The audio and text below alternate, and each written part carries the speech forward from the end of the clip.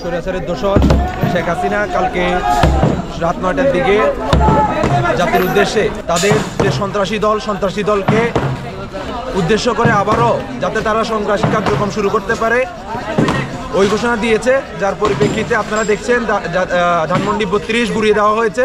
এবং আমরা মিরেশ্বর বৈষম্য বিরোধী আন্দোলন আমরা শপথ গ্রহণ মিরেশ্বরাইতে যত স্বৈরাচারের মূর্তি এবং ছবি দেওয়া আছে এই দেয়ালিকাগুলোর আজকে রাত্রের মধ্যেই মিরেশ্বরাই থেকে নাম নিশানা মুছে দেওয়া হবে।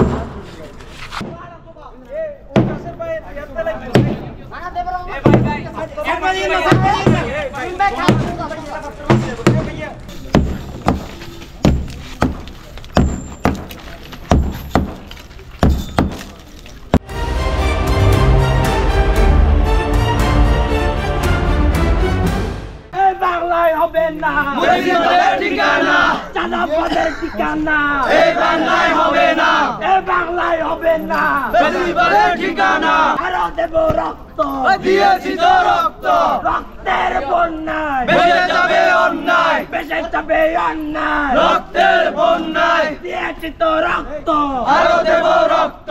32টা 36 36টা 32 গোলামিনা স্বাধীন।